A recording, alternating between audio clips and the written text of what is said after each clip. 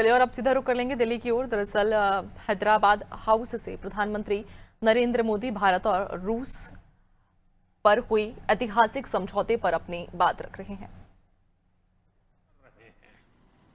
कृषि और फर्टिलाइजर के क्षेत्र में हमारा करीबी सहयोग फूड सिक्योरिटी और किसान कल्याण के लिए महत्वपूर्ण है।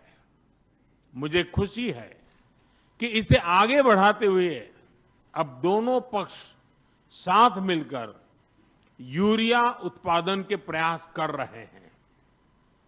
फ्रेंड्स, दोनों देशों के बीच कनेक्टिविटी बढ़ाना हमारी मुख्य प्राथमिकता है।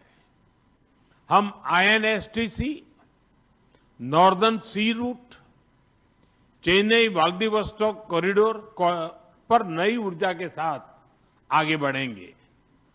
मुझे खुशी है कि अब हम भारत के सी फेरर्स की पोलर वाटर्स में ट्रेनिंग के लिए सहयोग करेंगे।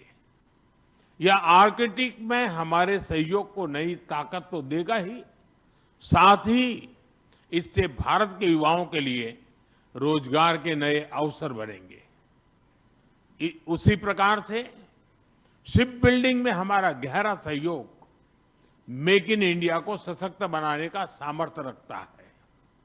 यह हमारे विन विन सहयोग का एक और उत्तम उदाहरण है, जिससे जॉब्स, स्किल्स और रीजनल कनेक्टिविटी सभी को बल मिलेगा। ऊर्जा सुरक्षा भारत रूस साझेदारी का मजबूत और महत्वपूर्ण स्तंभ रहा है।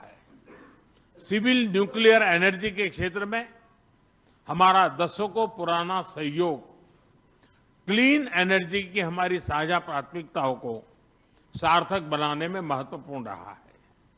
हम इस विन विन सहयोग को जारी रखेंगे। क्रिटिकल मिनरल्स में हमारा सहयोग पूरे विश्व में सिक्योर और डाइवर्सिफाइड सप्लाई चेन सुनिश्चित करने के लिए महत्वपूर्ण है। इससे क्लीन एनर्जी, हाईटेक मैन्युफैक्चरिंग और न्यू एज इंडस्ट्रीज में हमारी साझेदारी को ठोस समर्थन मिलेगा। फ्रेंड्स, भारत और रूस के संबंधों में हमारे सांस्कृतिक सहयोग और पीपल टू पीपल टाइज का विशेष महत्व रहा है। दशकों से दोनों देशों के लोगों में एक दूसरे के प्रति स्नेह, सम्मान और आत्मीयता का भाव रहा है। इन संबंधों को और मजबूत करने के लिए हमने कई नए कदम उठाए हैं। हाल ही में रूस में भारत के 2 नए कॉन्सुलेट्स खोले गए हैं। इससे दोनों देशों के नागरिकों के बीच संपर्क और सुगम होगा और आपसी नजदीकियां बढ़ेगी। इस वर्ष अक्टूबर में लाखों श्रद्धालुओं को कालबेकिया में Scientific and educational contacts, exchanges from among the youth and public are also actively developing. The regular alternating festivals of Russian Indian cinema are always popular. From year to year, we see the increase in tourist flows.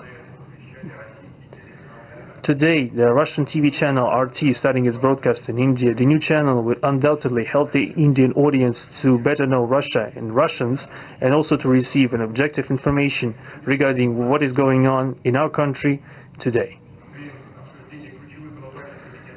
While discussing the key global and regional problems, we have confirmed the consonance between the positions of our countries. Russia and India are conducting independent and self-sufficient foreign policy together with the like-minded countries in BRICS and SCO, and from among other countries of the global majority. We are promoting the processes of forming of a more just and democratic multipolar world order.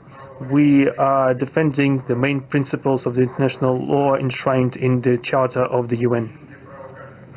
Among them, the right of any country for its own way of development and the preservation of their cultural civilizational identity, respect for sovereignty, careful balance of interests of all participants of the world community.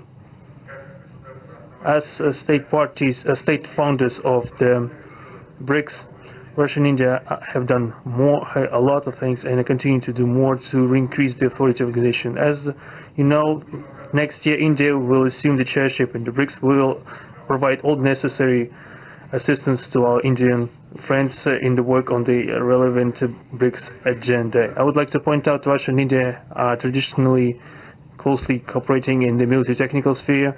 Our country, for the last half a century, has been helping to arm and modernize the Indian Army, including the air defense forces, aviation, and the Navy.